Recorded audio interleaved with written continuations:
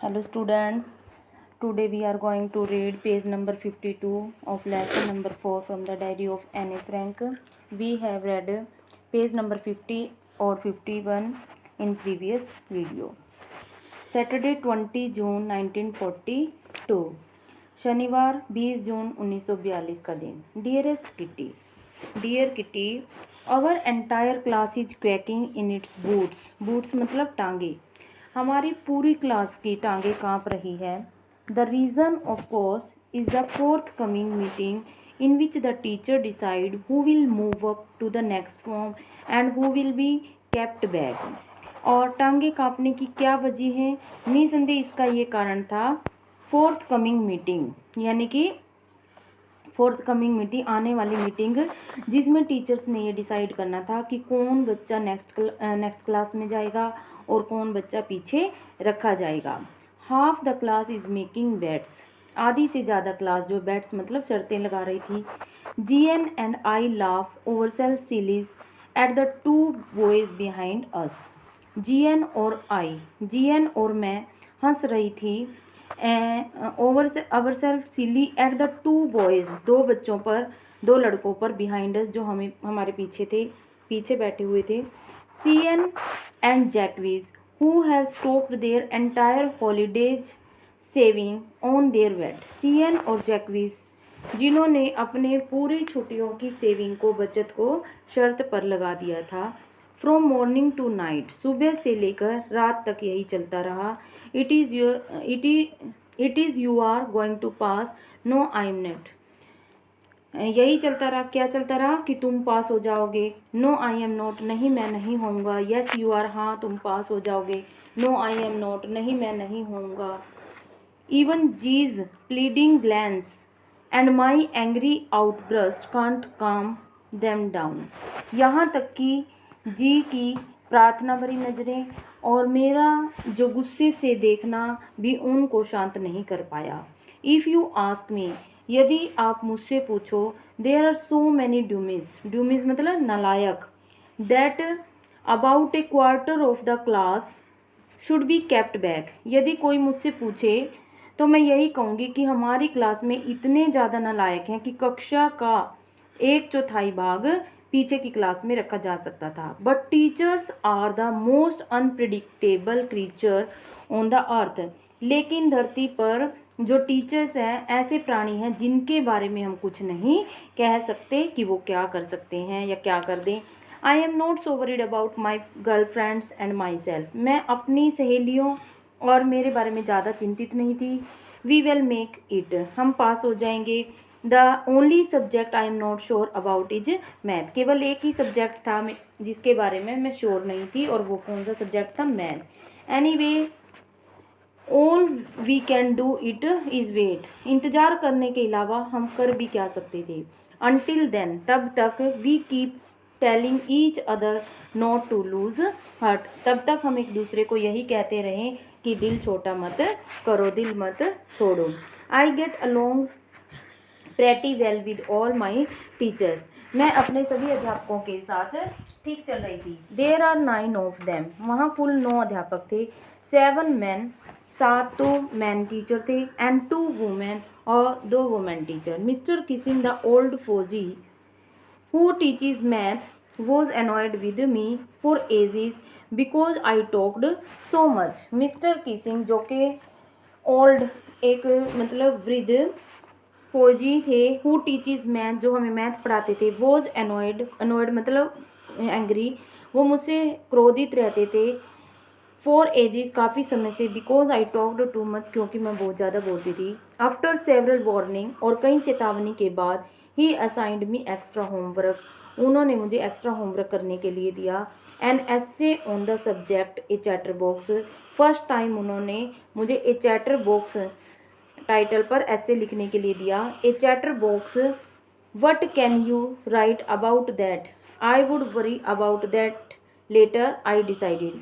ए chatter box, इस विषय पर कोई क्या लिख सकता है, इसके बारे में मैं बाद में डिसाइड करूँगी. बाद में इसके बारे में सोचूंगी। आई डिसाइडेड, ऐसे मैंने सोचा। I jotted down the title in my notebook. Jotted down मतलब राइट डाउन। मैंने अपनी नोटबुक में टाइटल लिखा, ये chatter box. Tucked it in my bag and tried to keep quiet, और उसे बैग में रख दिया नोटबुक को और चुप रहने की कोशिश की। That evening after I had finished the rest of my work, the more about the essay caught my eye। और उस शाम को जब मैंने अपना बाकी का होमवर्क ख़त्म कर लिया था, the note about the essay, और जो टाइटल मैंने essay का नोट किया था, caught my eye, उस पर मेरी नज़र गई। आई बिगेन थिंकिंग, मैंने सोचना शुरू किया, अबाउट द सब्जेक्ट, इस विषय पर, while chewing the tip of my fountain pen, अपने फाउंटेन पेन की टिप को चबाते हुए। Anyone could ramble on and leave big spaces between the words, but the trick was to come up with a convincing argument to prove the necessity of talking। कोई भी व्यक्ति मतलब शब्दों के बीच में खाली जगह छोड़ता हुआ या इधर उधर की बात लिखता हुआ मतलब ऐसे लिख सकता था। But the trick was to come up with the convincing argument, लेकिन जो इंटेलिजेंसी की बात थी, होशियारी की बात थी, वह तो ये थी कि बोलने की नेसेसिटी को प्रूव करना, कि बोलना कितना ज़रूरी है उसको साबित करना। आई थॉट, मैंने सोचा, एंड थॉट, बार बार सोचा, and suddenly I had an idea, और अचानक मेरे दिमाग में एक आइडिया आया। आई रोट द 3 पेजेस, मैंने 3 पेज लिख दिए। Mister Keesing had assigned me and was satisfied, जो मिस्टर किसिंग ने मुझे दिए थे और मिस्टर किसिंग उसे पढ़कर सेटिस्फाइड हो गए।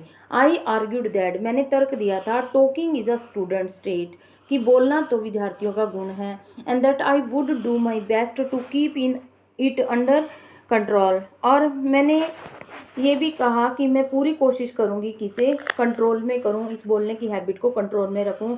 But that I would never be able to cure myself of the habit, since my mother talked as much as I did, if not more, and that these not much you can do habit inherited traits, but that I would never be able to cure myself।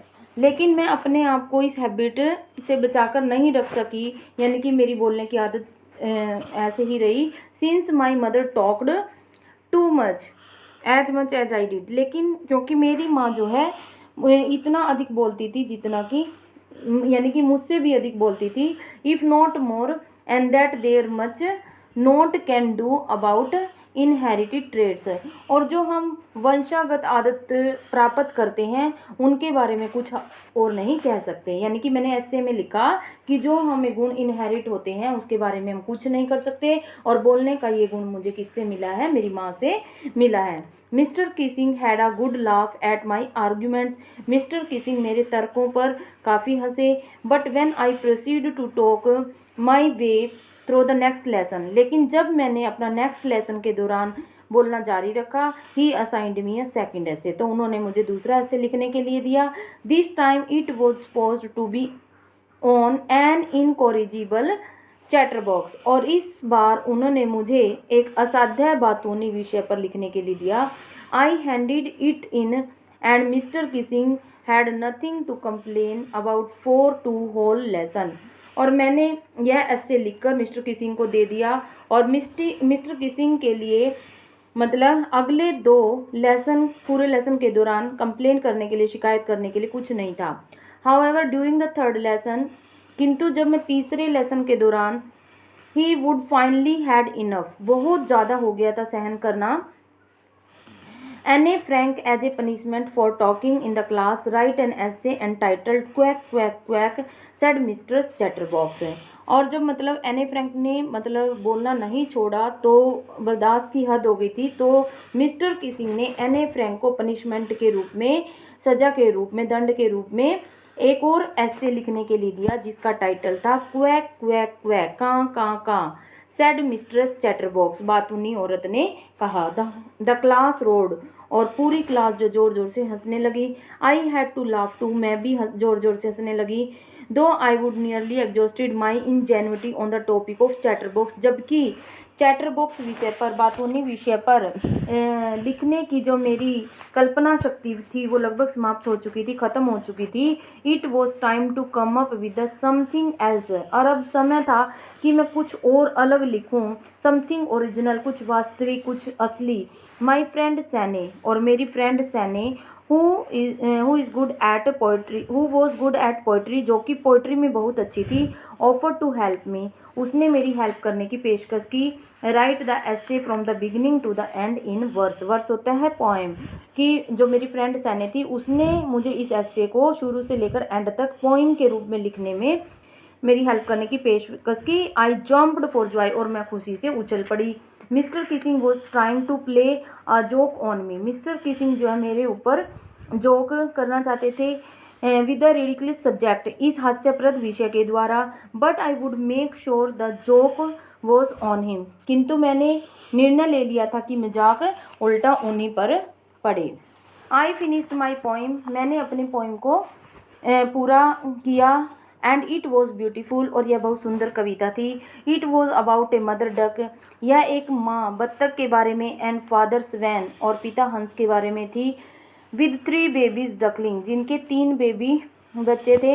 Who were beaten to death by the father, जो कि उनके पिता के द्वारा नोच नोच कर मार दिया गया। बिकॉज दे क्वैक्ड टू मच, क्योंकि वो बहुत ज़्यादा कांका करते थे, बहुत ज़्यादा क्वैकिंग करते थे। लकीली, सौभाग्य से, mister Keesing took the joke the right way, सौभाग्यवंश मिस्टर किसिंग ने इस मजाक को सीधे रूप में या सहज रूप में ले लिया। He read the poem to the class, adding his own comments to the several other class as well, उन्होंने इस कविता को क्लास में पढ़कर सुनाया और साथ साथ अपने आर्ग्यूमेंट्स या कमेंट्स भी, टिप्पणियाँ भी जोड़ी और अनेक कक्षाओं में भी उसे सुनाया। Since then I have been allowed to talk, और तब से मुझे टॉकिंग करने की, बातचीत करने की परमिशन मिल गई है।